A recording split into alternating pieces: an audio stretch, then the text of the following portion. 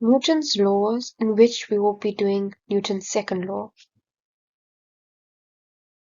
Newton's law states that the time rate of change of the momentum of a body is equal in both magnitude and direction to the force imposed on it.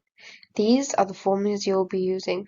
This is for kinetic friction, this static friction, this Fx component, this Fy component, Fg perpendicular component, Fg parallel component, and this is the ultimate Newton's law equation. Take note of this. If acceleration is 0, F net is 0. Do not try to solve for it. Newton's law 2 also have graph questions which are like these. You need to know if it's directly proportional like this or inversely proportional like this. You can make use of the formula to determine if a graph is directly proportional or inversely proportional. Take acceleration to mass for example, and if you take acceleration to 1 over mass, it becomes directly proportional. Newton's law 2 is famous for calculation questions, and the usual question is calculate the acceleration. So what you first have to do is calculate tension. Then substitute tension back into the equation and solve for A.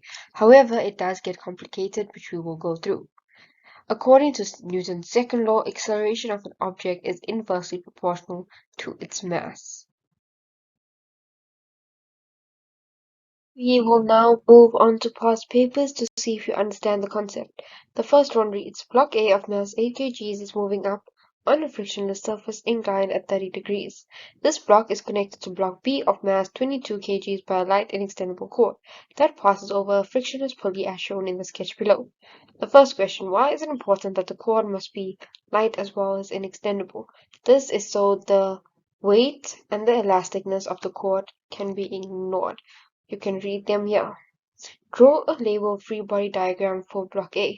I like doing this on the diagram first and then drawing it out. So you should have your force of gravity, your tension, and your normal force. Thus, it should look like this. Calculate the magnitude of the acceleration of the blocks. So look at A and look at B separately. You have all of this for block A, but don't forget your Fg parallel component. And for block B, you have your force of gravity and your tension. So you sub in everything and you realize that tension and acceleration is unknown in both the equations. But you do know that tension is the same in both the equations, so equate them and solve for acceleration, which comes out to 5,88. How will the acceleration of the blocks be affected if the mass of block A was increased? You can either work it out using a calculation, or you can just use your mind and your imagination. So if this was increased, your acceleration would decrease because it would slow down the rate of this going down.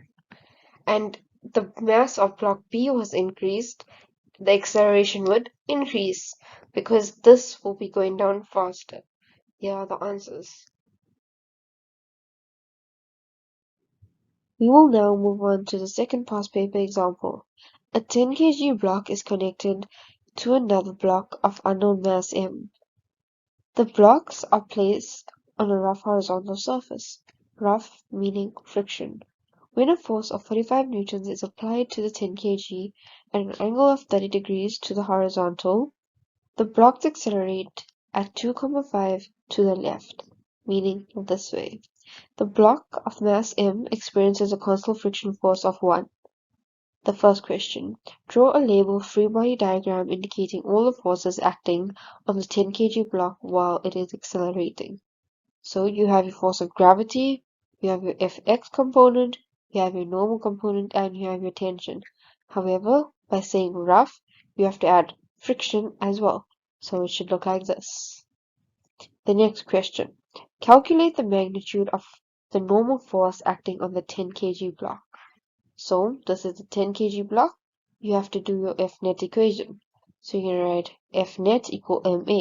You're going to have your Fx component plus your normal minus your force of gravity, which would equal 0.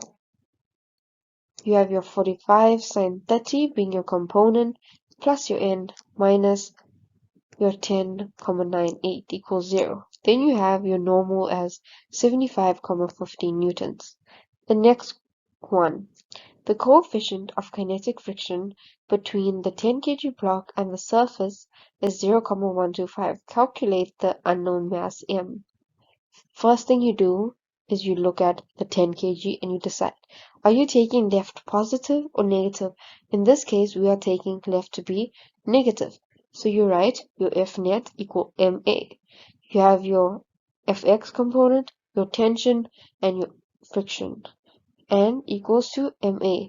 You solve for everything and you have your acceleration because they give it to you here, and you solve for your tension.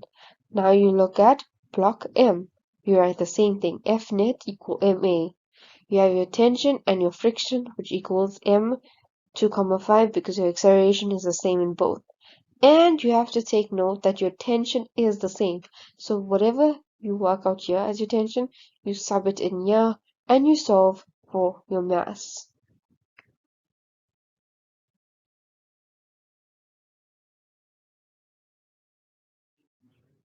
The next past paper example involves a woman pulling a suitcase of mass 8 kgs at a constant speed up a ramp, as shown in the sketch below. The ramp is inclined at an angle of 30 degrees to the horizontal. She pulls on a strap with a force 51 newtons. The angle that the strap makes with the suitcase is theta. The kinetic friction force on the suitcase is 1. Take note of constant speed.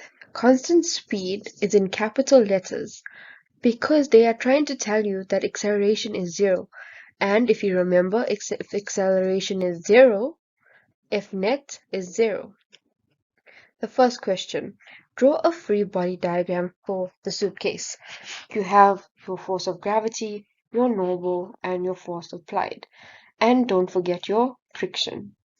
Calculate the angle theta that the strap makes with the incline.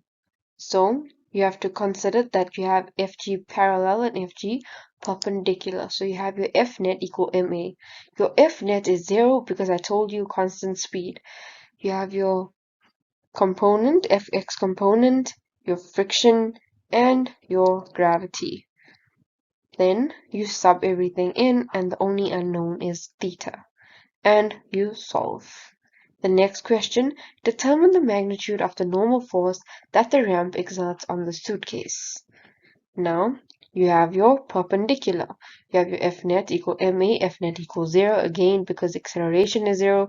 You have everything. However, the only thing that you change is there's no friction, there's normal force. And instead of your Fx component, you have your Fy component. And you sub everything in, and the only unknown is your normal, because you already have your theta from here, and you solve for your normal. The pulling force on the suitcase is now applied parallel to the inclined plane. How does this change the effect of the normal force calculated in the question above? Choose from increase, decrease, or remains the same. Your answer will be increase. You can either do a calculation or you can use your imagination. This is the last past paper example we will be doing. A person pushes a lawnmower of mass 15 kgs at a constant speed in a straight line over a flat grass surface with a force of 19 newtons. Constant speed meaning acceleration is 0, thus F net is 0. The force is directed along the handle of the lawnmower. The handle has been set at an angle of 40 degrees to the horizontal. The first question is draw a label free body diagram for the lawnmower. You have your force of gravity, you have your force applied going downwards, you have your force of normal, and you have your force of friction. Thus, it should look like this. Why is it correct to say that the moving lawnmower is in equilibrium? Look at this. Constant speed means acceleration is 0. That's why it is correct to say the lawnmower is in equilibrium. Calculate the magnitude of the frictional force acting between the lawnmower and the grass. You first do your F net equation. You have your Fx component and you have your frictional component. It's equal to 0 because your A equals 0, thus F net equals 0. Thus you solve for your friction. The lawnmower is now brought to a stop. Calculate the magnitude of the constant force that must be applied through the handle in order to accelerate the lawnmower from rest to 2 in a time of 3 seconds. Assume the frictional force between the lawnmower and grass remains the same. You do this equation that's in your datasheet. You have your V final as 2 because they tell you it's 2. Your VI is 0 because it says from rest meaning 0, and your time is 3 seconds. You only have your acceleration to solve for.